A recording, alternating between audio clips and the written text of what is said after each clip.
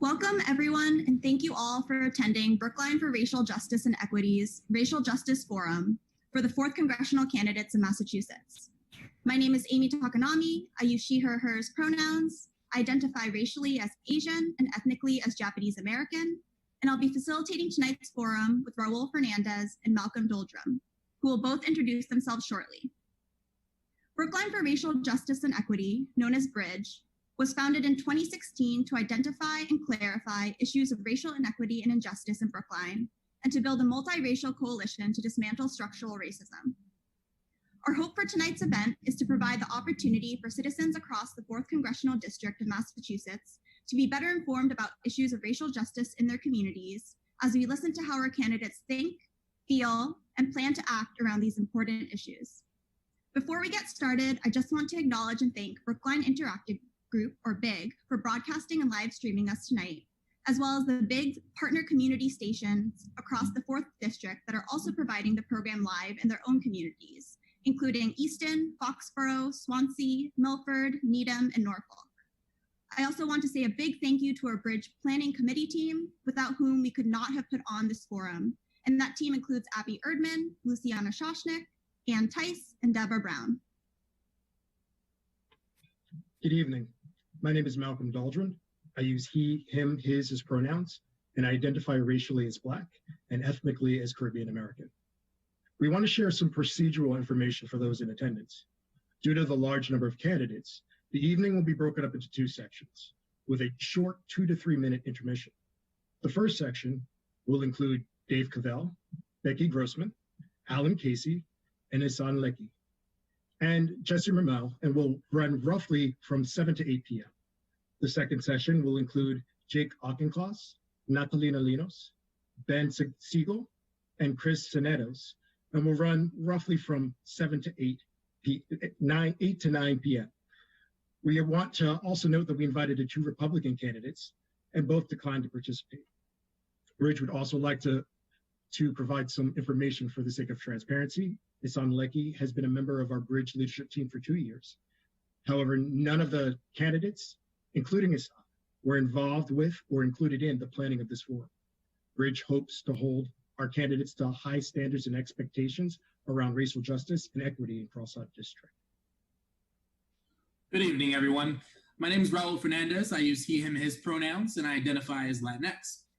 Candidates, we'll be running on a very tight and structured schedule tonight. Please understand that this is not a debate with opportunities to rebut or engage in back and forth between candidates. You'll have 90 seconds to respond to all of the questions asked, and you will also have 1 minute each for your opening and closing statements. Our timer, Paloma Vasquez, will let you know when there are 15 seconds remaining, and will be muting respondents at the end of their time. We have randomly determined the order of responses to be fair to all the candidates. Let me say this before we begin. We are not looking for platitudes tonight. What we want to understand is how your life and professional experiences will inform your work as a member of Congress, and we especially want to hear your specific anti-racist policy commitments. Thank you all again for coming. Let's begin. We will begin with opening statements for our first round of 5 candidates. The order of responses for opening statements will be Dave Cavell, Becky Grossman, Alan Casey, Essan Leki, and Jessie Mermel.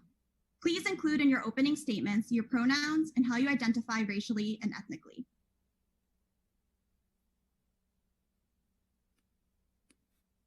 Well, thank you so much, BRJE, Big, Raul, Malcolm, everyone. I'm Dave Cavell. I use he, him pronouns. I identify as white and Jewish, born and raised in Brookline. Since then, I work for Maura Healey, Deval Patrick, and the Obamas. I support the defunding of the police, Green New Deal, Medicare for All, ranked choice voting, and there's much more on my website. I think it's safe to say all of us here believe Black Lives Matter.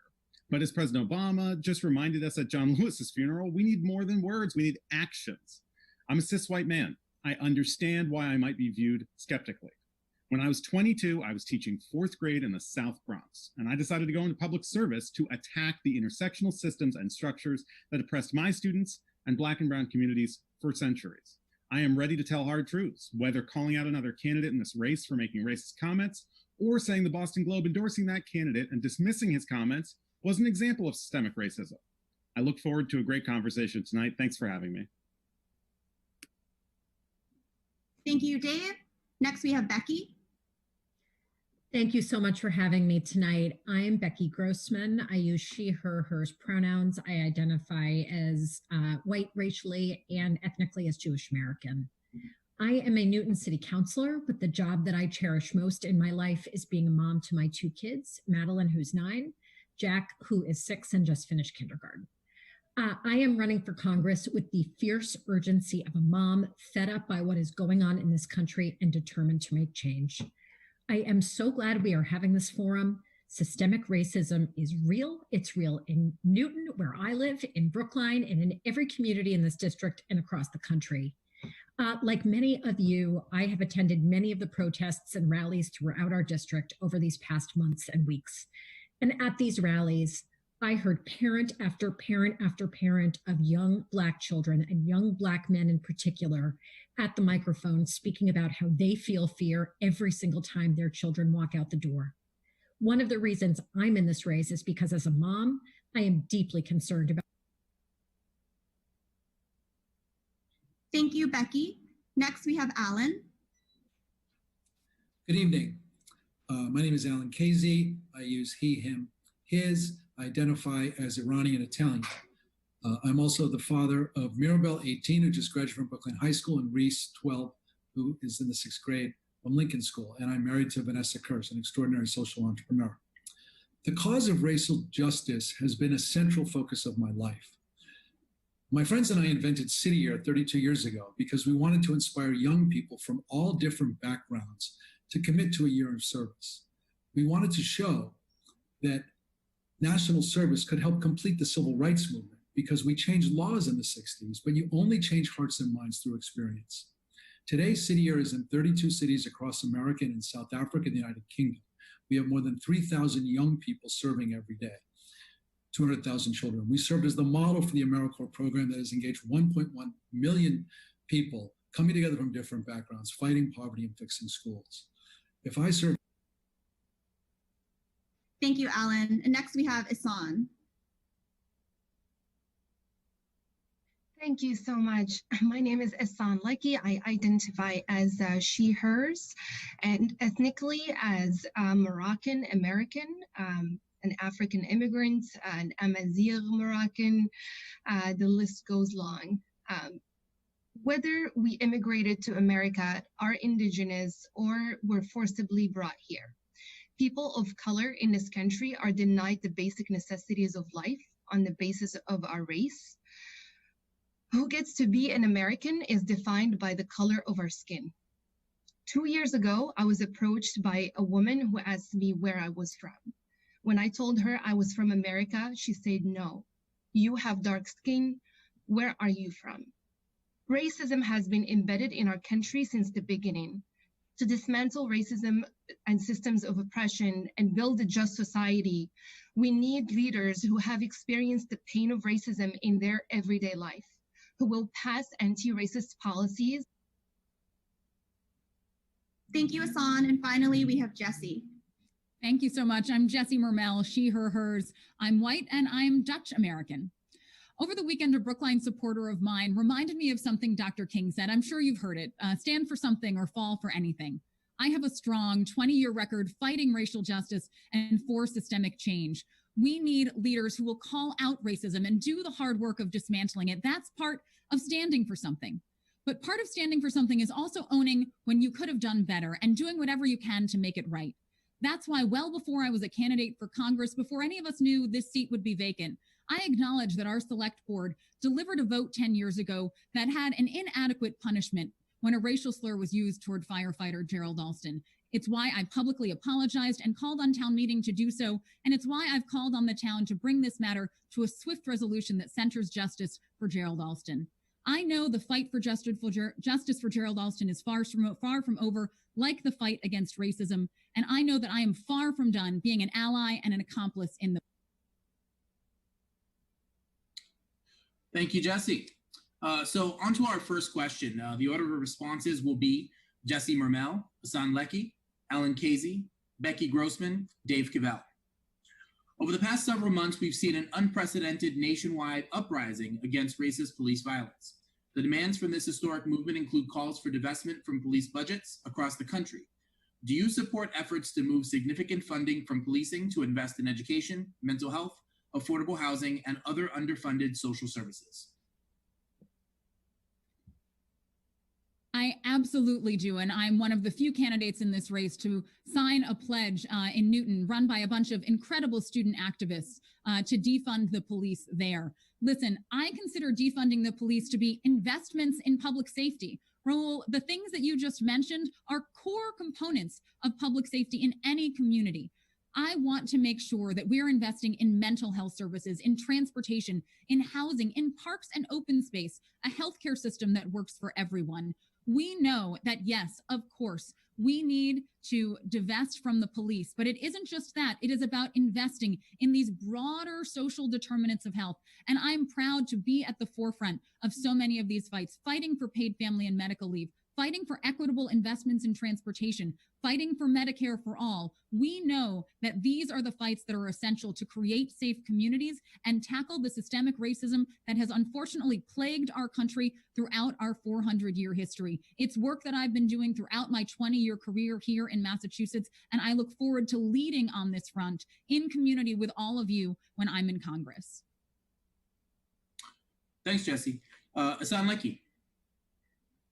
You know, the Black Lives Matter movement has given me hope in that there is healing that can be done in our communities. I've been connecting with the organizers across this district, and we have a strong coalition that is contributing to looking at the policies that we're fighting for. Look, the anti-racist policies of Medicare for All, the Green New Deal, universal family care, and more are only a tool to get us to breathe again. That is not the end. The end is to actually start the healing that will be generational and that will need representatives who can create a safe space for our communities to have a dialogue and to have that healing through the policy making that reflects their voices. As the only woman of color in this race, I have been doing this work for very, very long, and I will continue to serve in that way. Thank you, Essan. Alan Casey.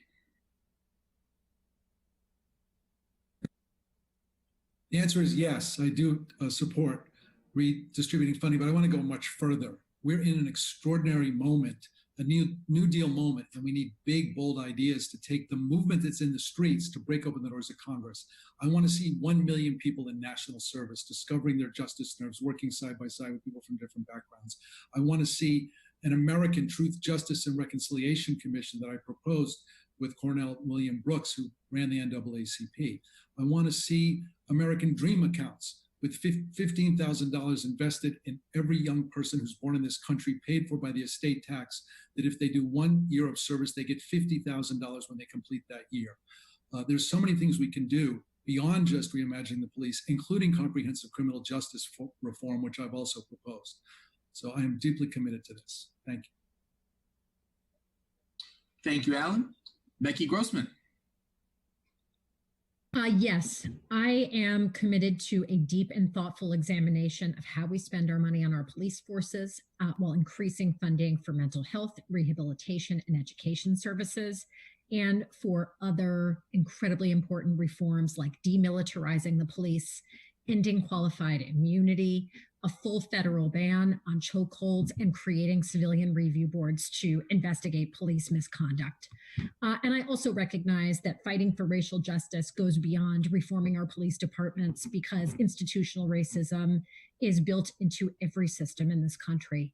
And whether it's confronting the legacy of discriminatory redlining practices that have resulted in segregation and scarce affordable housing, or repairing the deep racial inequities in school district funding, or fighting for equal voting rights, closing the racial wealth gap, we have so much work to do to reverse 400 years of racial oppression. And I am committed to being a champion for this and for these incredibly vital causes in Congress. Thank you, Becky. Dave Cavell.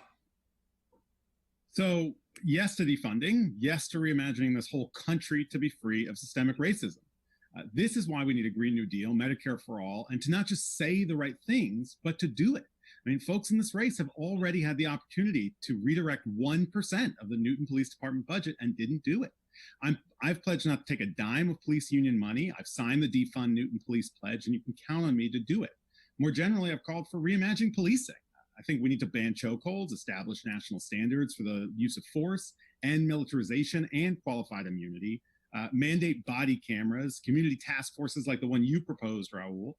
And look, Republicans have been defunding things for decades. They just call it tax cuts for wealthy people and wealthy corporations. Let's fix that. I also support the First Step Act and the People's Justice Guarantee. I mean, mass incarceration, in my view, is the new Jim Crow. And I've actually done this work alongside Maura Healey. I've worked in prisons and helped run restorative justice retreats at Norfolk MCI in the 4th District. The criminal justice system is great at criminalizing poverty and really bad at actually getting to criminal justice. So let's legalize marijuana and expunge convictions, repeal mandatory minimums, end cash bail, and for-profit prisons, end felon disenfranchisement, end the death penalty, expand Pell Grants and education and diversion programming. And then I also support teaching Black history to every single student. It's something I proposed called the George Floyd Education Act. I'll introduce it in Congress. Thank you, Dave. The order of responses for our second question will be Essan Leki, Dave Cavell, Jessie Mermel, Becky Grossman, Alan Casey. As our country begins work on reimagining public safety, it's important to recognize that victims of violence tend to hold multiple historically marginalized identities. While 33% of women have reported intimate partner violence, for trans women, the number is 42%. For Black trans women, it's over 50%. The intersection of racism, sexism, and transphobia make these survivors and victims more vulnerable. How do you envision safety and justice for those holding historically marginalized identities? And what specific programs and policies would you advocate for once in office? Essan? Thank you, Malcolm. Look, this is very personal to me. I am a survivor of sexual abuse. I grew up around domestic violence. I grew up around drug reliance. I grew up around a lot of trauma. And I understand deeply what many of our communities, especially our communities of color, go through every day. And I understand the systemic issues that are behind that pain and suffering. Bringing healing to our community is going to be through the policy making. As I said before, we will be able to give our community space to breathe through at least making sure that survivors are protected, that they have the healthcare they need, especially mental health. Look, when I didn't have the funds to be able to afford mental health, I wasn't on that healing path because I couldn't afford it. That's not the way it should be. The way it should be is that making healthcare a human right. That's why I'm a fighter for Medicare for all. The same about racial justice, environmental justice, economic justice. And when I look at this district, I was told this is a white district. There isn't such thing as a white district. We have a lot of people of color. We are diverse and we are courageous. And so it's important to me that we bring a dialogue between the white community and communities of color to talk about the depth of these issues, especially when it comes to survivors and survivors healing. I've had the pleasure, I'll stop. Thank you, Essan. Dave Cavell? Well, Malcolm, you're right. We wouldn't have an LGBTQ rights movement without Marsha P. Johnson and other courageous trans women of color who helped lead it and found it. We have made huge, important advances throughout the last half century in rights for the LGBTQ plus community. But, why did it take until a few weeks ago when the Bostock case was decided by the Supreme Court to extend protections for LGBTQ rights employees to employment? What about the protections that they still don't have in housing and in education and elsewhere? This is the work that we need to do in Congress. And so this is why I support the Equality Act. It passed the House, it has to pass the Senate, and it has to be signed into law. That's why Joe Biden needs to be president. That's why Mitch McConnell cannot run the Senate anymore. And look, when I was in the Attorney General's office, I worked closely with the Civil Rights Division. We worked on preventing a ballot question from overturning protections in public accommodations for trans people in Massachusetts. This fight is here at home, it's everywhere, and we need to lead it. So yes, I think we need to step up funding for the Equal Employment Opportunities Commission. Their funding, adjusted for inflation, is less today than it was in 1980. That's ridiculous. We need to actually step up and do this work. This is why I support Medicare for all. Mental health, behavioral health, a true system of justice and reproductive rights for all. That's something that we need. Thank you, Dave. Jessie Mermel. Thank you. You know, we cannot have an equitable and just society until everyone feels safe and everyone feels that their well-being is valued. And there are a few specific things that I want to highlight tonight. Of course, there are many policies that we must adopt to accomplish this, but I want to highlight a few specific ones. One, we have to reauthorize the Violence Against Women Act. We know that, you know, exactly what you just talked about, the intersectionality of all of these issues, of women, of Black and Brown communities, of our LGBTQ plus community, and so much more, is also tied to the problem of gun violence in this country. And gun violence, tackling gun safety won't eliminate hate, but it will remove a significant tool of extending the hate in such a violent way. And reauthorizing the Violence Against Women Act, which we know has been held up in the Senate because of the gun provisions within it, is an essential way that we are valuing people's safety.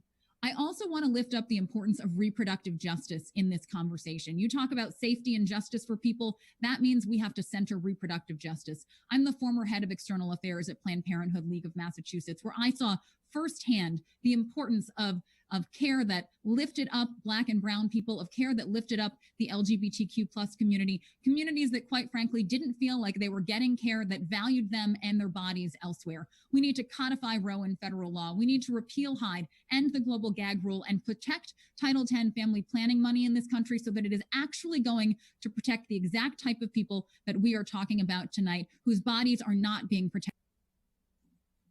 Thank you, Jessie. Becky Grossman.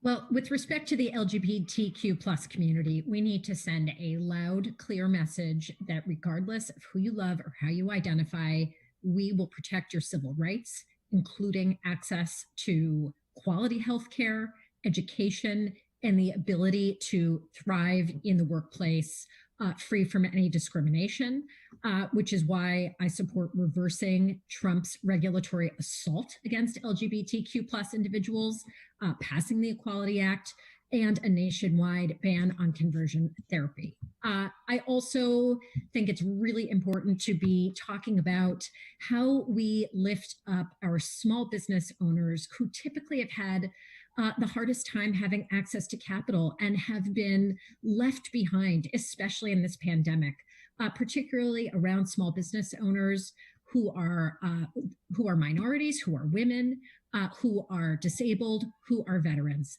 They didn't get the loans that they needed by and large. The data for how they have been affected in this pandemic is dramatic. And there is a lot we need to be doing on the federal level in terms of lifting up these small business owners, making sure that they have the access to capital that they need to get their businesses off the ground and thrive. And finally, if we're going to be talking about women's issues, we've got to be talking about childcare and pre-K. My time to finish this is short, but I'm a strong supporter of universal pre-K and affordable, accessible. Thank you, Becky. Alan Casey. We need to build an intersectional movement to get all of these laws passed. We need to unite the LGBTQ plus community with the civil rights community, with the women's rights community, with the gender equality community, with the immigration rights community.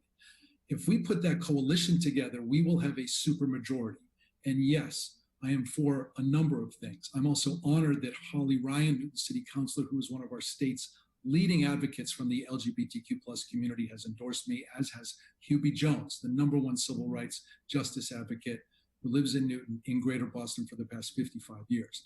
I am for explicitly amending the Civil Rights Act to include protections for LGBTQ plus communities. The Trump administration has had an assault there. I'm for the Equality Act.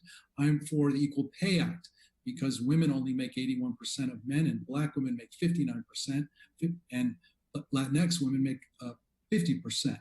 I'm for making sure that we have health care for everyone. I'm for restore the DREAM accounts so that every single young person who does a year of service starts their life with $50,000. We have to recognize the connection between economic justice here. I'm for the Every Child Deserves a Family Act so that LGBTQ plus can adopt children as well. There's a number of things we have to do, but ultimately, I think we need to build an intersectional movement. We need to take this extraordinary awakening that's happening in our streets, figure out how we break open the doors of Congress and build that coalition so that this finally all gets done. Thank you. Thank you, Alan. The order of responses for our third question will be Alan Casey, Becky Grossman, Jessie Mermel, Dave Cavell, and Essan Leki. How do your racial and ethnic identities influence and affect your work for racial justice? What are your blind spots and how are you checking yourself? Thank you for that question. So I am the son of immigrants. My father was an immigrant from Iran. He left a country of dictatorship for a country of freedom. He told me as a little boy, Alan, the greatest strength of this country is not the military or the economy. It's the ideals of liberty, democracy, justice for everyone. But he also taught me that the American CIA and the British government overthrew Dr. Mossadegh. It's why my father chose to come here, who was leading Iran to democracy. And he said, you must love this country enough to fight for its ideals. My mother's side of the family is Italian-American. My grandfather came here from Naples and my great-grandparents from Ancona. My great-grandfather, Augusto Mantini, was a coal miner. He fought for the Union with John L. Lewis for the coal miners. I was born in Western Pennsylvania. So this very much informs my experience. I helped to organize the Women's March in Boston and nationally with the Sister March Network because one of the first things Trump did was say he'd do the Muslim ban, banning my father's side of the family from coming here. I thought if my dad was a young doctor trying to leave an even worse dictatorship today, the door slammed in his face. And it's not just that, it's the incredible division that Trump has sown. So this is a very important part of my identity. The other thing that I've tried to do is take the advice of my mentor, Hugh B. Jones. He says, how do you spend your social time? Who shows up at your wedding, at your funeral, and your free time? Do you have? Thank you, Alan. Next, Becky Grossman. I sit before you, a privileged white woman, knowing that I will never understand what it feels like to be a parent of young Black children feeling fear every single time that your son or daughter walks out the door. And in the protests and rallies that I have attended throughout this district in these last weeks, I have seen parent after parent after parent come up to the microphone talking about that feeling. And that strikes me to my core. You know, one of the big takeaways from attending these rallies and listening to these parents is that it's the responsibility of parents of white children to be engaging and educating our children in what systemic racism is, what the history of it is, what the history of slavery is, what the history of redlining is, and then ensuring that all of this is part of our curriculum in schools. If you look at a curriculum like Facing History and Ourselves, and you asked about, hate in our own lives, and in my life, anti-Semitism is where I've seen it and experienced it, and programs like Facing History and Ourselves, educating our kids about the hard truths of these histories is at the core of tackling this problem for the future and for the generations to come. Thank you, Becky. Next up is Jessie Mermel. You know, being a first-generation Dutch American shines a glaring spotlight on my own privilege. Watching the way in which my mother, a woman with a funny name by rural Pennsylvania standards and an accent, moved through the world as a white Northern European woman who has immigrated to America. Watching my own experience and the experience of my brother as first-generation Americans of that background compared to those of other backgrounds has been striking and informative, and again, has made me incredibly aware of my own privilege. You know, you asked about blind spots and how we check ourselves, and I am cautious about the way in which I talk about my private life, both because I'm actually kind of private, but also because I never want to imply that because I have proximity to people of color, particularly Black people, I am somehow experiencing some sort of get out of bias jail free card. But the way in which I have become particularly aware of the ways in which I must check myself and have blind spots has been as a white woman whose partner for the past 8+ years is a Black man, and experiencing the fear of him leaving the house, experiencing the fear of us being pulled over together. It has put all of this in a very, very clear perspective for me, things that I knew, but now, again, as a white woman, will never fully understand, but see. Thank you, Jessie. Next is Dave Cavell. So yes, I'm a white man. I have never had to think through how to stay safe when I got pulled over. I've never had to wonder whether I can safely wear a mask in public during a pandemic. I am Jewish. I've seen white supremacy up close when swastikas were spray painted on my synagogue and when kids would ask me where my horns were. I saw systemic racism every day when I was teaching in the South Bronx. My students were from West Africa, the Dominican Republic, Puerto Rico, and I had blind spots. I had a student who would show up every day and put his head down on his desk and fall asleep. And I couldn't figure out why. I joked, I know I'm not the best teacher ever, but how can we get you to stay awake? And then he finally let me walk him home.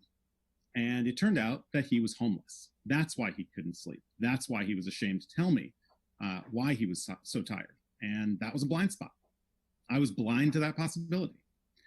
So I know I can't bring the full diversity of experience to this entire district to Congress, but what I can do is be an inclusive leader. And I learned that from Barack Obama and Maura Healey and Deval Patrick, that the most important question on so many policies is who is not in this room and who should be, who is not having their experience heard and who needs to be. So I need to be more than an ally. I need to be an anti-racist. That's why the George Floyd Education Act I propose would bring together the NAACP and Facing History and ourselves and others to figure out how to teach Black history to every student. It's why every policy on my website's intersectional. That's the kind of leader I'll be. Thank you, Dave. And finally, for this question, we have Essan Leki. Thank you. A lot of what I'm informed by are my personal lived experiences. But it's been a lifelong commitment of mine to connect into communities that can fill into my blind spots. When I came here as an immigrant, I came with the vision that I will live in a country that is not racist, a country that does not have ethnic bias or religious bias. And I realized that the reality was different, especially as an immigrant. I had a very heavy accent. As a Muslim person, as somebody who was not aware of my own color and whether it makes a difference, and as someone who is from the continent of Africa. And here is why. Because when I'm with communities who assume I'm white, I'm able to have a dialogue. I'm with communities who assume I'm Latinx or I'm Black, I'm able to have a dialogue. And I'm willing to take on the hits, even if I'm being assumed to be a certain identity, so that I can have that dialogue and I can educate and I can create that safe space.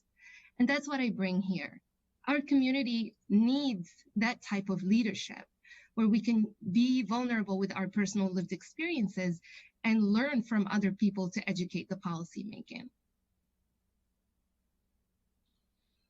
Thanks, Essan. Our next set of questions will be unique and individualized to each candidate.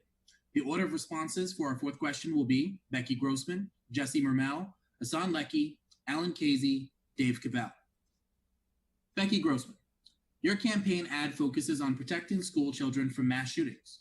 However, despite the horrific nature, mass shootings account for just 1% of gun deaths. Meanwhile, Black Americans are 10 times more likely than white Americans to die by gun homicide, with Black men accounting for 52% of all gun homicide victims, despite comprising less than 7% of the US population. And unarmed Black civilians are nearly 5 times more likely than unarmed white civilians to be shot and killed by police. If you're concerned about gun deaths, why not focus your efforts there? I'm focused on tackling gun violence in every form in this country and on taking on the NRA. I talk about the conversation I had with my own son, which is something that is personal to me, but it is not at all at the exclusion of the very real gun violence that takes place in our communities of color in a very serious way that I have had an upfront and close look at, particularly in my work as a lawyer. I want to go to Congress and take on the NRA because, to my mind, the NRA is what is standing in the way of gun violence prevention in this country. And I talk about being a mom because it's the lens through which I see the issues and because it motivates me every single day to get up and fight for our families, all of our families, and certainly the families that you just mentioned who are living this gun violence in a very real way on their streets, in their communities, with no breaks. And I believe strongly that taking on the NRA and tackling gun violence starts with getting money out of politics, because if we're ever going to get serious about enacting the very common sense reform. Thank you, Becky. Jessie Mermel, you've made women's rights one of the pillars of your campaign. As we've touched on this evening, there's not a single issue in American politics that doesn't intersect with race. This holds true on the issue of reproductive justice. For example, Black and Indigenous women are 2 to 3 times more likely to die from a pregnancy-related cause than white women. How do you understand reproductive justice to be a racial justice issue? And what would you do to address the discrepancies if elected? Yeah, it is such an important question. You know, feminism and the fight for reproductive health must be intersectional or nothing. And the ways in which we have, I think, for many, many years failed to center the health of Black and Brown people, and particularly Black and Brown people when it comes to reproductive justice and our Indigenous communities, has contributed to the health disparities that we see in this country. I want to talk particularly about a program that I helped lead when I was at Planned Parenthood now 10 years ago. Not in the district, but Springfield, Massachusetts is a largely Latino community, large number of Puerto Rican residents, and at the time had one of the highest rates of unintended teen pregnancy and STI rates in the entire Commonwealth, and unfortunately lacked comprehensive, medically accurate sexual education in the public schools. We couldn't let that stand. So what did we do? We partnered with the Springfield Puerto Rican Cultural Center to create a culturally appropriate peer-led promotores program, where people led peer-to-peer educational opportunities and sessions to teach people about their bodies and how to keep themselves safe, and connected with our Planned Parenthood clinic there in Springfield when that next level of health education was necessary. That is the lens through which I am going to look at reproductive health in this country, partnering with communities, understanding that communities will have the answer, and knowing that no structural barrier can put us in the way of creating true reproductive justice for everyone in this country. Thank you, Jessie. Essan Leki, you recently made headlines for giving $800,000 of your own personal funds to your campaign, which is significantly more than any other candidate has self-funded. While campaign finance laws allow this, it's no secret that high-dollar races have made running for office prohibitive for many people of color. How do you square your populist message with this kind of self-funding? And if you could reform campaign finance laws, how would you do so to make them more accessible to people of color? Thank you. So first of all, I'm not self-funding, I'm people funding. In the COVID-19 pandemic, the small dollar donors have gotten hit. They've lost their jobs, they've lost their health insurance, they've lost their livelihood. And so they cannot give the small dollars that we were able to survive on for 15 months of this campaign. And like many who are running, I don't come with the Rolodex because I didn't grow up here. I don't have a family here that can give me money. I don't have a family pack. I don't know rich people in Brookline and Newton and Wellesley who can give me the big dollar checks or throw me the house parties. So I did try to run a campaign on a shoestring. But at the end of the day, I had to do the moral thing, to dig into my own pockets. From the money that my husband and I have worked so hard for, and we were setting aside funds for our retirement, and we took a big chunk. And you know what? That's the moral thing to do, is to fight for those who don't have, because I don't take a dime from PACs, from corporate PACs or lobbyists or police unions or fossil fuel executives or pharma executives. And I was the only candidate who had the boldness to run against the incumbent because he was taking that dark money. Thank you, Essan. Alan Casey, you are a co-founder of City Year, which has a workforce of approximately 56% people of color, working an average of 60 hours a week and only being paid a living stipend, which is significantly less than the minimum wage in most cities. In nearby Boston, pay is just $1,600 a month before taxes. It's been shown that minimum wage policy can play a critical role in reducing racial economic disparities. What is your position on minimum wage policy, and how does City Year's pay and benefit structure align with those policies?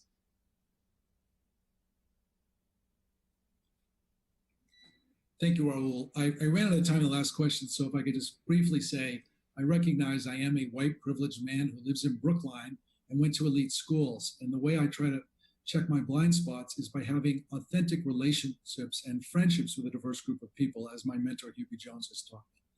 In terms of minimum wage, I am for the $15 minimum wage, absolutely. And I will fight hard for that. In terms of City Year Corps members in Boston get paid a stipend of $18,000 for 10 months of work. They also get a post-service award that we fought to actually increase through the Kennedy Serve America Act. It is now on a par with Pell Grants. It's over $6,000. They also get premium-free health care, which we did when we started City Year, and because we were the model, every AmeriCorps member gets that. And they get uniforms, and they get training. And if they have children, they get a child care benefit. It's a service program. It's a stipend so that everyone can be able to serve. In fact, we invented that young people who do service should get paid before us. And in fact, the Republicans fought it for many years because they said it was paid volunteerism. I will fight strongly for the minimum wage. I believe in the national service movement, and I will continue to fight for it. And I want every young person to have a chance to do it, so they do get a stipend, they get post-service awards. I actually want to double the post-service award. Thank you, Alan. Dave Cavell, you plan to introduce the George Floyd Education Act, which will focus on implementing comprehensive Black history education into our K-12 curriculum. How do you plan on implementing this curriculum throughout the country when education budgets are being cut across many states and many districts simply are unwilling to explore this history? Sorry.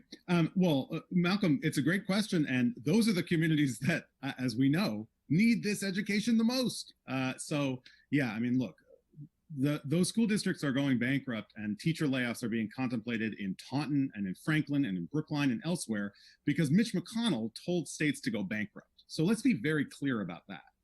This is why I have the most comprehensive education plan in this race as the only person that taught in a public school classroom. So this is personal for me. And you can go on the website, you can see the Horace Mann Plan for Education. And you're right, Malcolm, the George Floyd Education Act is the last part of it. The first part is fully funding schools during the COVID-19 pandemic. The students who were vulnerable for any reason before this pandemic, like my former students, are the ones who are most vulnerable during it. So that means students of color, it means immigrant communities, it means students who learn differently, as we have just been through celebrating the 30th anniversary of the Americans with Disabilities Act. So we need to fully fund those schools, we need to fully fund teachers, we need to make sure that those students have the devices that they need to learn, the broadband access they need to learn. And then I also call more generally for investing in K-12 education, for universal pre-K, for moving toward tuition-free public colleges and universities, and then yes, for the George Floyd Education Act. And I don't think it is my role necessarily to say exactly this is how we're going to get this education to every school. There's experts like NAACP, BLM, that Facing History and ourselves. They're the ones who will be charged to figure this out, and I'll work with them.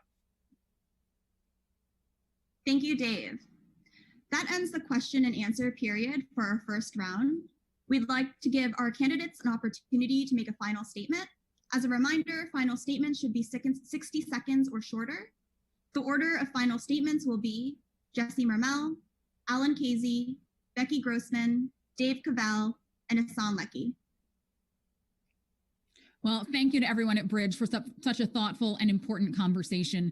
I'm running for Congress to take on Donald Trump and his minions, to fight for Medicare for all and reproductive justice, and to lead an equitable recovery to COVID-19. This is a crowded field, but the people of the 4th Congressional District deserve a Congresswoman who can provide the bold, progressive leadership that's necessary to move our families forward. And I've built a 20-year career here in Massachusetts rooted in racial and economic justice, doing just that. Working at Planned Parenthood, working side by side with Governor Patrick as part of his senior team, serving on the select board in Brookline for 6 years, and leading the Progressive Business Organization in Massachusetts.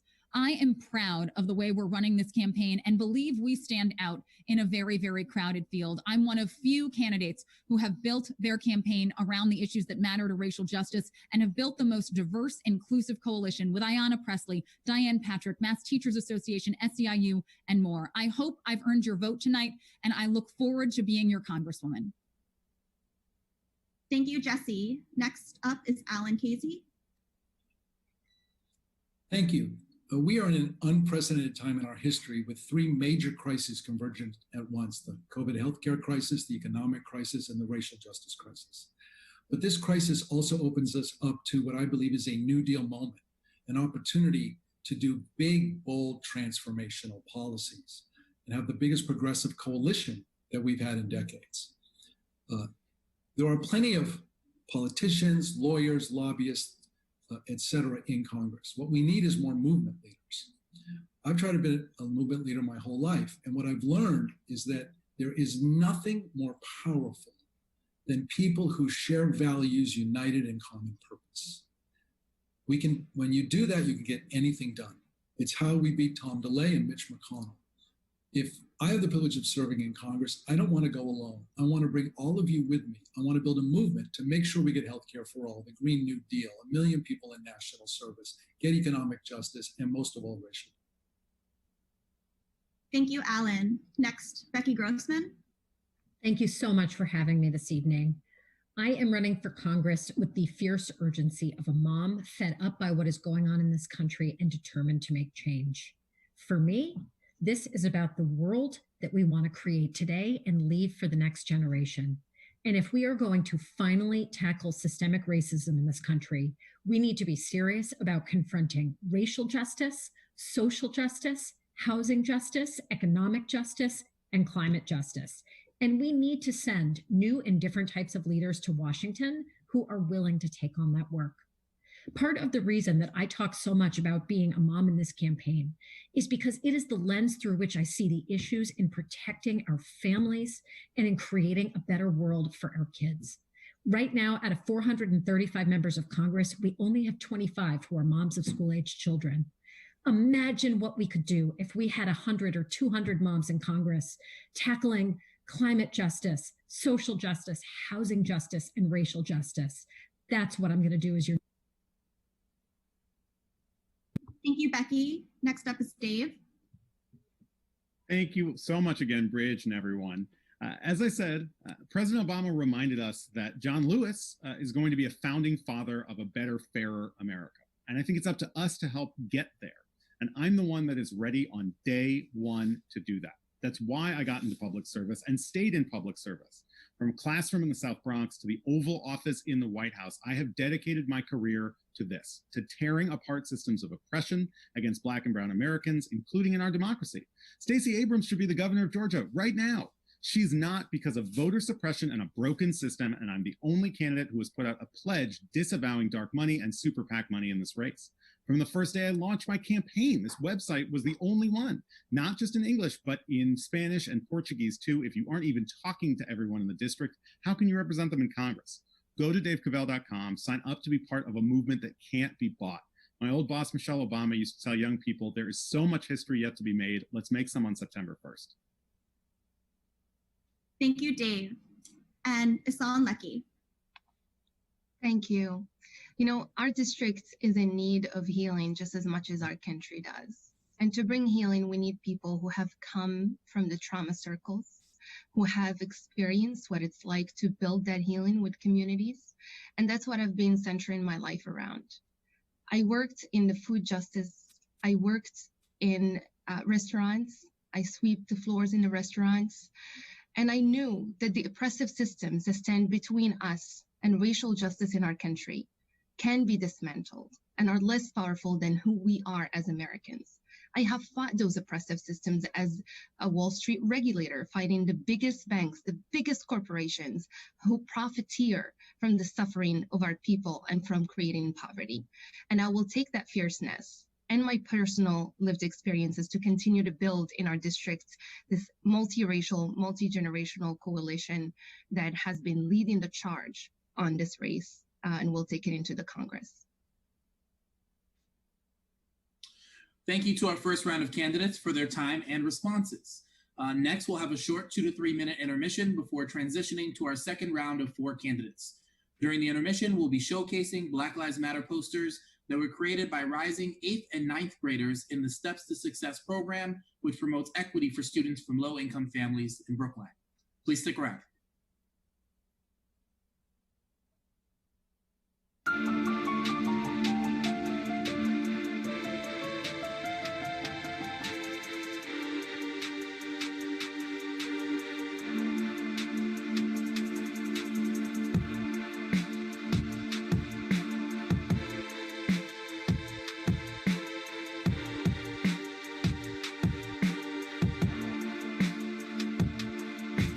There's people crying, there's people lying, there's people dying on our streets every day.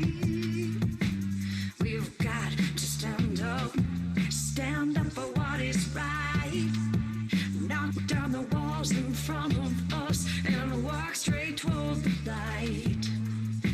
Change can't happen till you change your mind. Change can't happen if you're colorblind. System's gotta change to heal this time. We see you, hear you, we're guilty of this crime. It's systemic, a global endemic. This racial pandemic must end here today. Ships with shackles down below, 20 score and 1 year ago. For these sins we must all atone.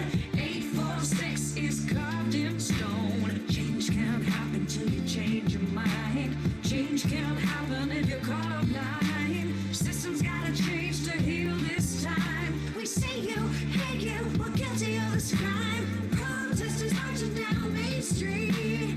Always signs for humanity. While the bullets fly and the tear gas blows. Attitude shift as our consciousness grows. Black Lives Matter. Black Lives Matter. History books don't tell the truth of the evil we have brought to you. The pain and blood that you endured is a debt too great and overdue. How much longer do we turn a blind eye to the screams and the night and the battle cries? Centuries of abuse gotta come to an end. Time to unify. Black Lives Matter. Yeah, yeah. Black Lives Matter. Black Lives Matter. Yeah, yeah. Transformation. Transmutation. Welcome back. Hope you all enjoyed the beautiful and powerful posters shared during our intermission.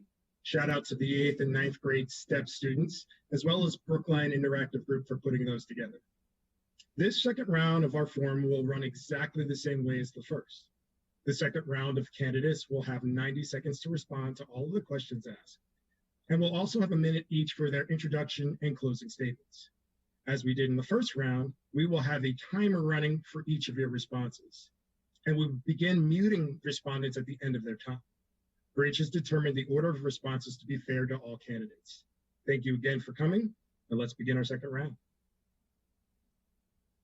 We'll begin with opening statements for our second round of 4 candidates. The order of responses for opening statements will be Jake Auchincloss, Natalia Linos, Ben Siegel, and Chris Zanetos.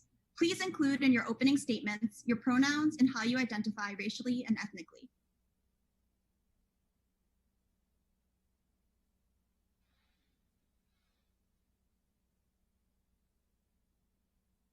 Jake, feel free to kick us off.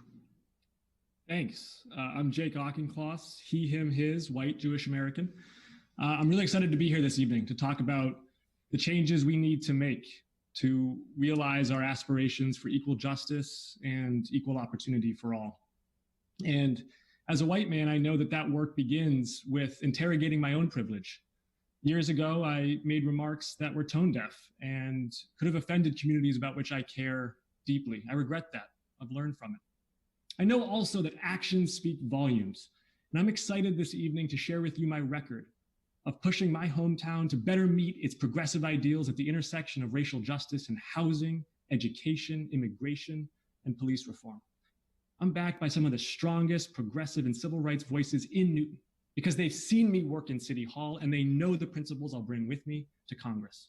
Thank you. Thank you, Jake. Next up, we have Natalia Linos. Hi, everyone, and thanks so much for having this forum. My name is Dr. Natalia Linos. I'm a social epidemiologist, a mom of 3 little kids, and I entered this race because of the COVID disaster. Today, we have over 155,000 Americans who have died, and the impact has been felt predominantly and disproportionately among Americans of color. Black Americans, Latinx, Native Americans have been dying at disproportionate rates, have been dying at much younger ages, and the path ahead is unclear. The federal government has failed them, and I have 15 years of experience working on health equity. I have focused on racial justice my entire career. I have fought to call racism a public health crisis, and I hope tonight I will share with you why I, as an epidemiologist, as a mom of 3 young kids, I'm the best candidate for the moment, but also the best candidate to bring about real change on racial justice. Thank you so much. Thank you, Natalia. Next up, Ben Siegel. Thank you so much and good evening. My name is Ben Siegel. My pronouns are he, him, and his. I am Latino and I am Jewish. We know that racial justice is interconnected and interrelated to all the significant issues of the day. That's why it's now more important than ever that we elect a diverse candidate like myself, being the first Latino ever elected to Congress from Massachusetts. Someone who truly understands the diverse perspectives of our community. We need a leader who's a bridge builder, a unifier, a connector. We need a leader who isn't just conveniently Democrat or conveniently talking about fighting racism to win your votes, but someone who has been advancing diversity, equity, and inclusion for years. We need a leader who's going to amplify your voices and the voices of everyone and not just the privileged few. I've been that leader for 20 years. I'm that leader in this campaign now, and I will be that leader as your next member of Congress. Thank you, Ben. And next up, Chris Zanetos.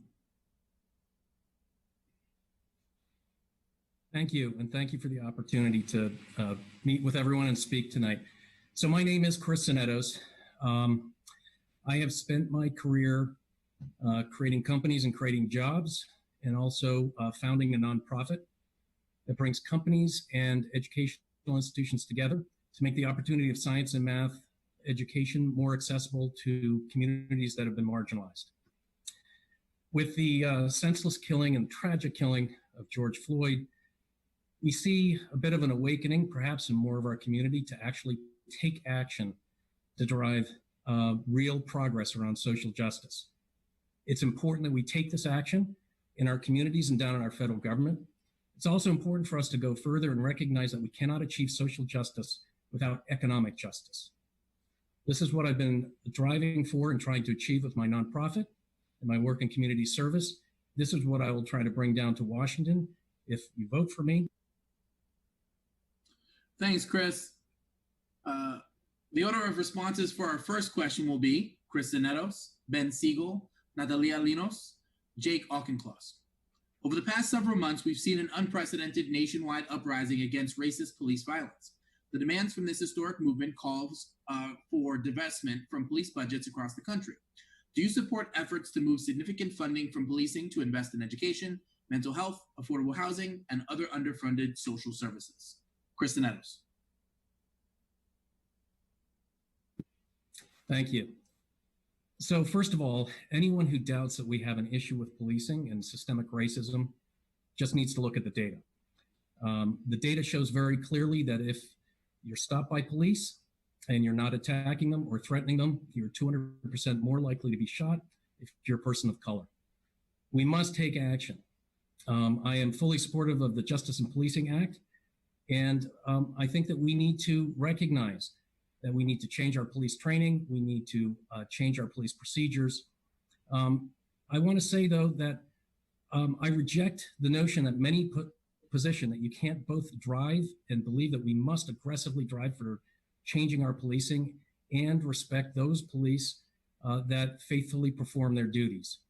We need to work with them, and the communities need to engage with them. I'm a cybersecurity expert. We focus on prevent, detect, respond. We need to work on prevention, which is many other community services, and communities should be looking at the whole expanse for their investment strategy. Thank you, Chris. Ben Siegel. Yes, thank you, Raul, for that question. The short answer is absolutely yes. I have put out a full plan on how do we eliminate racism, and there's a whole set of police reforms that we need to look at. We need to condemn and eliminate police brutality, racial profiling, and excessive use of force. We need to create national certifications and decertifications for our police. We need to create national standards for the use of force and the threat of force. We need to eliminate police qualified immunity. So if one police officer violates your civil rights, or God forbid, a whole department, we can hold them accountable. We need police body cams on all our officers, and we need to demilitarize our police, as well as make sure we're not using facial recognition technology. But in regards to the reallocation of police resources, absolutely. We don't need to pay our police overtime to be construction flaggers. And we know that education and engagement is the antidote to criminal justice reform. And so let's put some of those resources reallocated to frontline teachers, psychologists, school counselors, those who are dealing with mental health, substance use disorder, and criminal justice reform. And if we can do that, then we can also have a safe society for everyone and have the right experts in place. Thank you, Ben. Natalia Linos. Thanks so much. And I should apologize before, I didn't share my pronouns, she, her, hers, and I am identify as white, and I am Greek American. So on the question of the police, undoubtedly, I have always been of the position that we need to put more resources into social services. We have criminalized poverty, we have criminalized homelessness, we have criminalized mental illness, and I have worked at the New York City Health Department and have seen how budgets are unfairly distributed. So for example, we worked on mental health initiatives jointly, the New York City Health Department and the NYPD. For every $5, the health department would get $1, the NYPD $4. And these were public health initiatives around the opioid overdose crisis. This is simply unfair, and it is the wrong approach. Budgeting has to be a moral exercise. We need to recognize that our budgets reflect what we value, and if we value education, if we value health, that is where our budgets should be going. So I know people on this panel have had opportunities to even reduce the budget by a little percent, 1%, and they haven't taken that on. I believe that we need to rethink entirely our budgets. Police should not be in schools. We need nurses. We need social workers. Police should not be leading mental health programs. Right now, as a leader of a Center for Health and Human Rights, we're looking at how the police have claimed the language of public health, but actually are not serving communities equally. And I hope in the rest of the afternoon, I can share some of those lessons. Thank you, Natalia. Jake Auchincloss. Thank you. Well, I know he criticizes me all the time, so I'm not supposed to agree with him, but I actually think Ben's list was quite good and a comprehensive list of a lot of the reforms that we need to make. And I won't rehash it because he laid them out. I'll say a couple of things, though. First, the experiment that Minneapolis has embarked upon, I think, is incredibly exciting. It's going to be one of the hallmarks of public policy in the 21st century. And I think it's going to be adopted nationwide, and it's going to be adopted by cities and towns, figuring out what aspects of it work and what aspects they need to tweak. And that's a project that's already underway in Newton. As the chair of public safety, I helped quarterback the Independent Police Reform Task Force for us to re-examine through the lens of racial justice what we want out of public safety and what services can be done elsewhere. This was after going toe-to-toe with two different police chiefs over a stop that I thought was not appropriate in Newton, because as an elected official, you need to be tough enough sometimes to take on power and to speak truth to power, and I've done that. At the national level, I think there's a few things that are especially critical. One is demilitarizing the police. This is an issue that I can see acutely as a former Marine officer and also as the chair of public safety in Newton. Since 9/11 especially, we've had this inversion where we've asked our military to police people overseas, and yet we've asked our police and our intelligence capabilities to enter the public square here at home. I think that's unhealthy. I think that's disproportionately affected communities of color, and we have to unwind that, not just by repealing and replacing the authorization for the use of military force, but also by taking a hard look at police departments that are acting inappropriately through tools like consent decrees,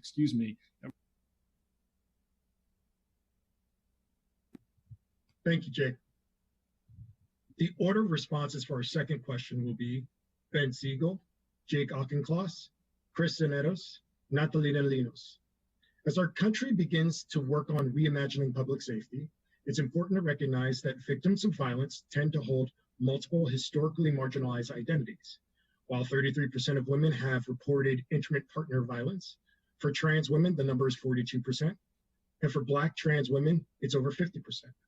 The intersection of racism, sexism, and transphobia make these survivors and victims more vulnerable. How do you envision safety and justice for those holding historically marginalized identities? And what specific programs and policies would you advocate for once in office?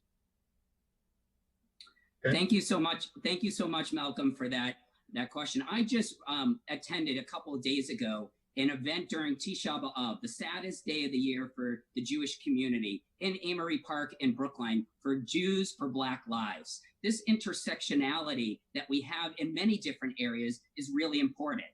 It's also why I put a Facebook Live conversation together about the Black gay perspectives under COVID-19 and since the murder of George Floyd. Over 3,000 different people have viewed that. This is such an important issue, and we have to tackle it from multiple different ways, because eradicating racism, again, is so interconnected that we need to make sure it's regarded and taken away in lots of our different systems. We need to fight back all the reversals and the rules that the Trump administration has put forward, making sure we have transgender people in our military, making sure that our homeless shelters can't discriminate against anyone because of their gender identity or social orientation, making sure that our adoption agencies can't discriminate and our hospitals can't discriminate under Medicare and who they treat. All of these are extremely important, and we need to do that while at the same time looking at race. And that's why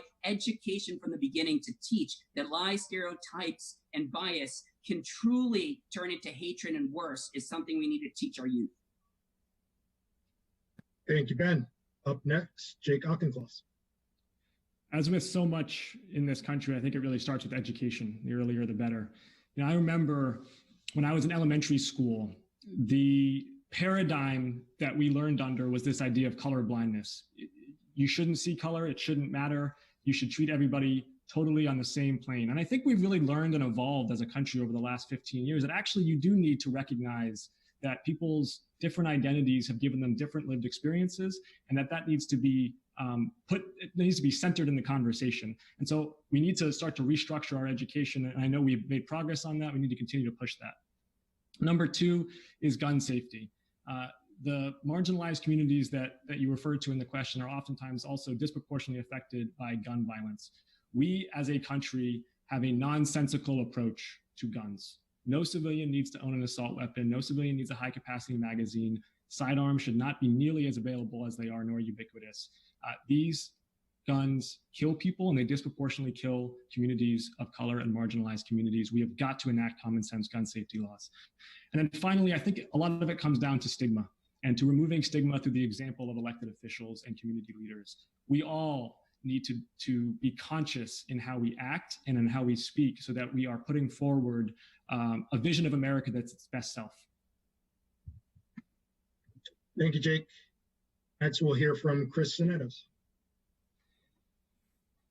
So many policies of our current administration that have driven intolerance and hate throughout our country, frankly, are just repugnant. And the first thing that we need to do is work to repeal and to put in greater protections for the future for marginalized communities. I think one of the first things that we should do, which I think probably all as Democrats agree, is support and drive through the Equality Act to become law. I think as well, as you start looking at this, I think maybe Ben was talking about the intersectionality of this. When you look at the challenges and the obstacles that are faced by our marginalized communities, people of color, people from low-income backgrounds, and other marginalized communities, there's one layer after another that prevent them from having the opportunity to build a better life for their family.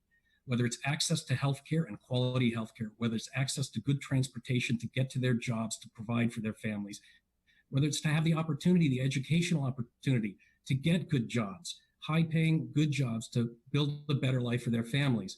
In all of these areas and more, there are obstacles. Going down to Washington, we have to pragmatically attack every one of these obstacles to finally get to the point where we truly deliver equality, justice, and liberty for all. And that's what I intend to do down in Washington. Thank you, Chris. Finally, Natalina Linos. Thanks, Malcolm. And your question on intersectionality, violence, and how we envision safety and justice is core to the work I have been doing my entire career. Health equity is about how do we ensure that people are not dying prematurely. That is guaranteeing people's safety and justice.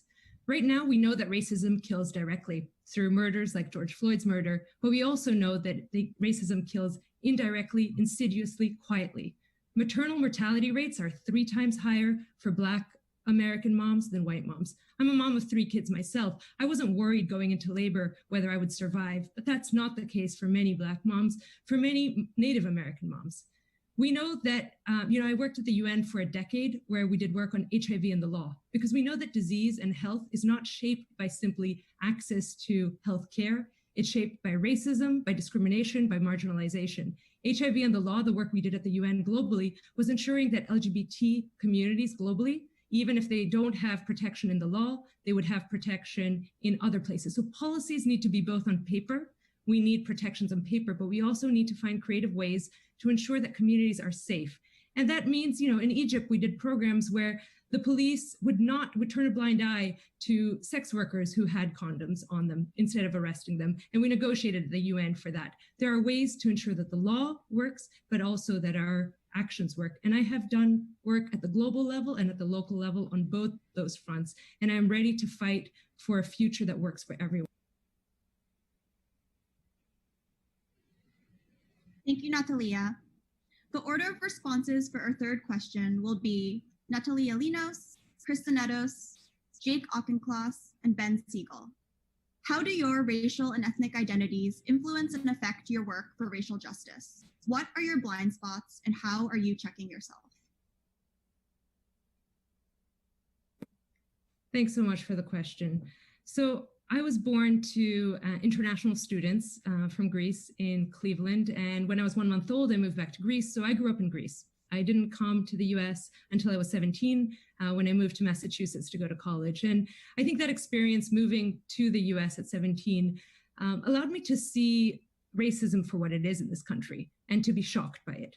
I was literally shocked at hearing stories from friends in college and learning about racism. I was also making mistakes in the language I was using, and I have throughout my life since, 17, trying to be intentionally anti-racist because I know there are blind spots. So a lot of my career has been spent in the Middle East, and my husband is Palestinian American. My kids are being raised in an Arab American, Greek American household. And so my twins go to Temple Israel, and that was an intentional choice because I know that they have, in order for us to raise anti-racist children, as a white mom, I talk about racism and anti-Black racism. As Arab American kids, I want them to have friends who are Jewish, who understand the Israeli-Palestinian question from a different perspective, although, obviously they feel the hurt and the heritage and the history of their grandparents. So it is personal to me. I have dedicated my career to fighting, and I am still learning, and I am constantly learning, and I hope to continue learning. Thank you. Thank you, Natalia. Next up is Chris Zanetos. Thank you. So my father immigrated here from the island of Cyprus with very little in his pocket and a scholarship to a college in the Midwest. And he worked very hard, had help from a bunch of people. And he and my mother, who also was a first-generation American from a father from the Azores, built a great life for me that gave me many opportunities and privileges. I didn't have to jump through many hoops. I didn't have to go over many obstacles. And I got to go to a great school like MIT for college.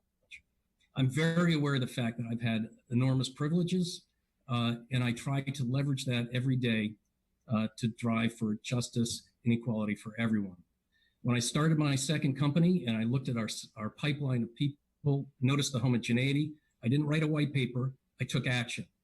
I drove my company to engage with the Curley School in Jamaica Plain, start building programs for kids from 6th to 8th grade where the interest in STEM education declines 44%. When I sold the company, I turned that into a nonprofit, expanded to 6 Boston public schools, serving over 800 kids, working with 12 technology companies to engage the schools. And eventually working with Mass Bay Community College and companies like Harvard Pilgrim Healthcare to create opportunities for people to get access to great jobs without a 4-year college degree. This is what I do. I battle ignorance every day and I look to learn every day. And the best way to do that is to listen. And that's what I try to do and then take action. Thank you, Chris. Next up is Jake Auchincloss.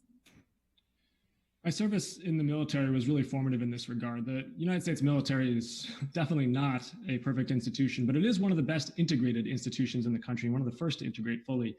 And as a young Marine officer, I took orders from, I trained with, I worked with Marines who were Black, brown, who in their own telling would not have gotten the opportunity to have the positions of power and prestige if they had not been in the military, because American society elsewhere would not have afforded them those chances.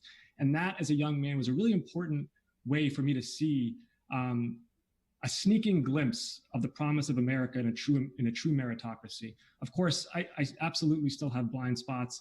4 years ago, a group of high school students flew a Confederate flag outside of Newton North High School, along with several other city councilors. I condemned that display and the flag while trying to keep the city on the right side of the First Amendment. I think that was an instance of white privilege obscuring the bigger issue, which was that a Confederate flag has no place near a school, and that should have been the first point, not the second.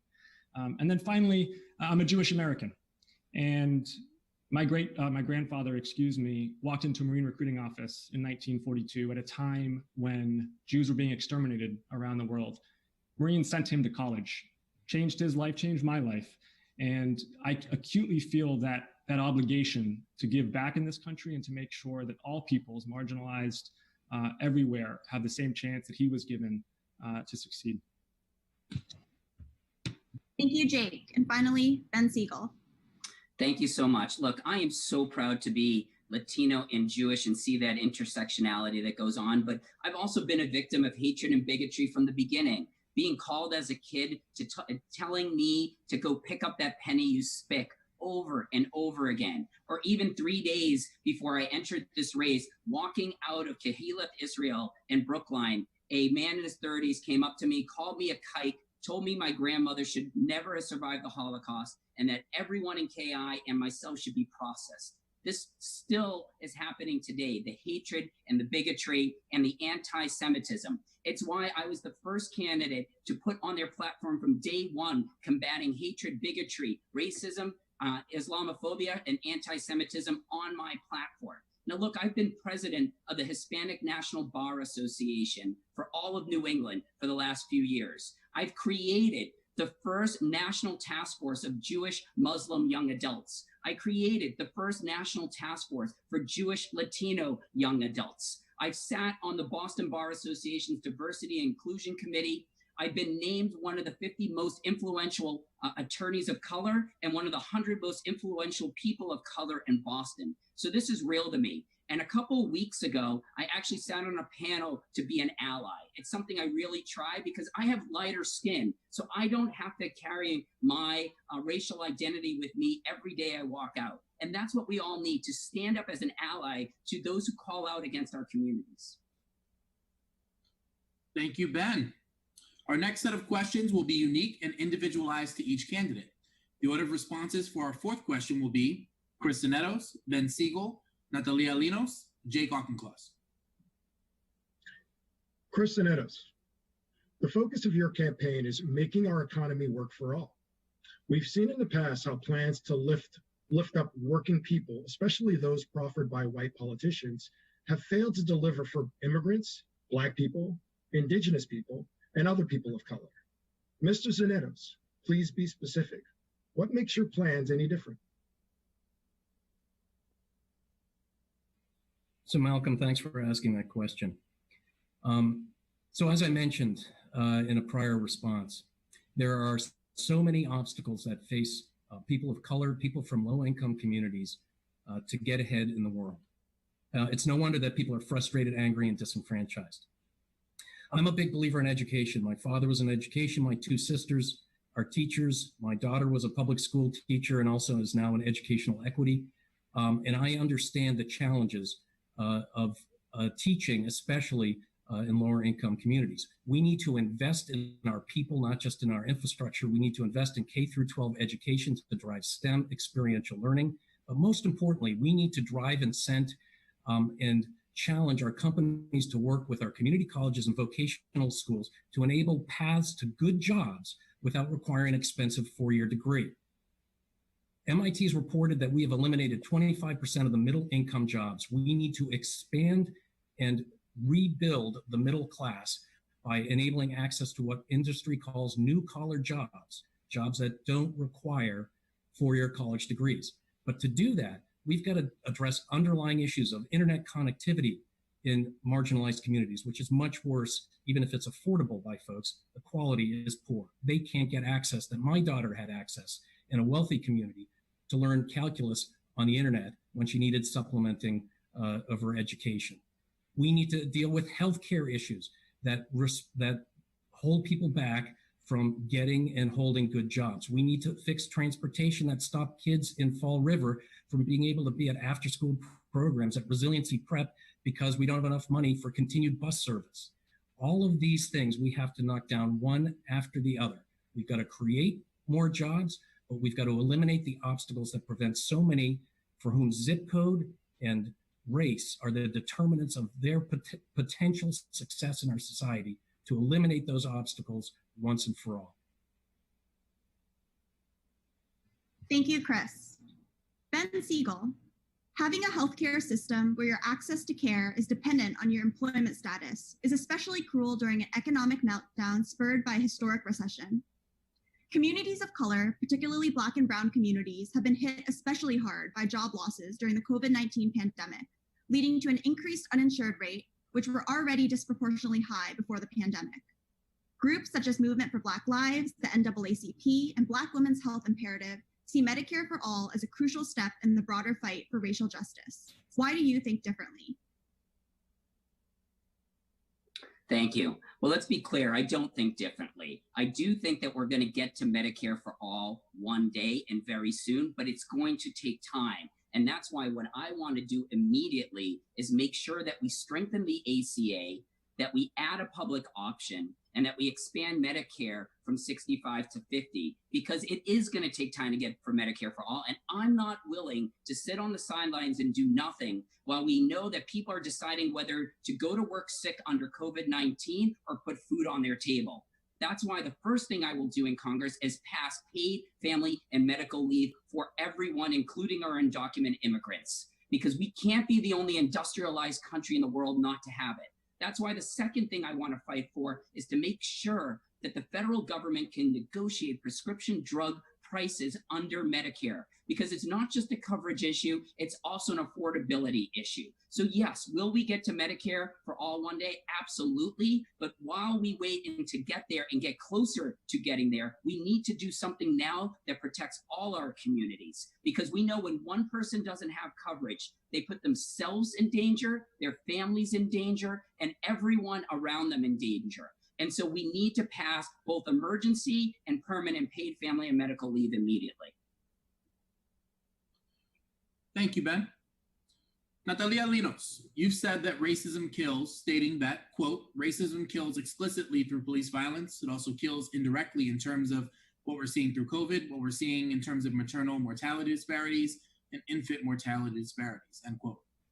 Do you support declaring racism as a national public health crisis? And if so, what specific programs and policies would you implement to address this crisis? Thanks so much, Raul. And I do. I think it's important not just for the rhetoric, although the rhetoric is important. I'm supportive of reparations as the foundational legislation that we need to move forward. That is because we can't really address the wealth gap that we have. The fact that a family, in Boston, a white family has net worth of $250,000 and a Black family, $8. And the resulting inequities in terms of life expectancy. In a poor neighborhood in New Bedford, the life expectancy is 26 years shorter than in a rich neighborhood in Newton. If that isn't a public health crisis, what is? So we can do, one is call for reparations. Two is really invest in the social determinants of health. As a social epidemiologist, I know that housing, basically where you live, where you love, where you play, where you work, matters. Through this crisis, I've been working with the Poor People's Campaign as part of their Health Justice Advisory Committee. And what we've been calling is for attention to our prisons, because we know that our prisoners face tremendous high rates and risks. And so we called for decarceration. We were working with workers, with McDonald's workers, calling for hazard pay and PPE, not PPE just for the doctors and the nurses, but the workers, the essential workers in the front lines. There's a lot that we can do. And at the New York City Health Department, that's exactly what I did. We worked on racism as a health challenge, and we have many examples. Thank you, Natalia. Jake Auchincloss. In recent years, you've dismissed a statement you've made where you compared burning the American flag to burning the Quran as sarcastic. You've stated that displaying of Confederate flag on school property is not a, quote, substantial disruption to the education of students of color. You've critiqued the city of Cambridge in changing Columbus Day to Indigenous Peoples Day as taking PC too far. And as recently as 2014, you've worked for the Massachusetts Republican Party, which even before this president has pushed for xenophobic, sexist, homophobic, and racist policies. In light of this record, why should racial justice voters even consider you as an option? I've addressed the comments surrounding the flag and surrounding the social media posts from 10 years ago. So I'll focus on the Charlie Baker candidacy in 2014. I worked for Charlie Baker in 2014. I voted for him again in 2018. Like many Massachusetts Democrats, I was an Obama-Baker supporter. Before working for Charlie Baker, I worked for Governor Deval Patrick. I saw in both men the ability to lead, the ability to manage in crisis.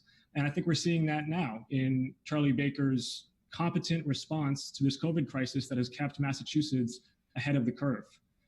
Now, I think the most crucial track record for voters to evaluate me on is my track record in Newton. I was endorsed by Progressive Newton for my third re-election in 2019, as well as being endorsed by Mayor Ruth Ann Fuller, because of my track record on housing, on immigration, and on education. These are issues that are deeply intersectional with the issue of racial justice.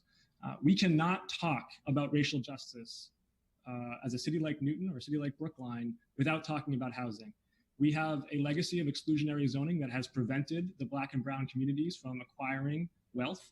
And until we actually start to build more housing in these cities, we are not actually living up to our ideals. And I've been a leader on that issue. Thank you, Jake. That That ends the question and answer period for our second round. We'd like to give our candidates an opportunity to make a final statement. The order of final statements will be Chris Netos, Natalia Linos, Jake Auchincloss, and Ben Siegel. Thank you, Emmy. Thank you again for allowing us to meet with you and everyone over the web. Folks, we have serious issues. No matter where we look, we see crises, whether it's healthcare availability for so many Americans, whether it's climate crisis, whether it's racial and social justice. We have a lot of issues to deal with. You have candidates here and great people, I think, across the board who've done fine things. Our views around social issues, around social justice, around women's reproductive rights and other issues, they're quite similar.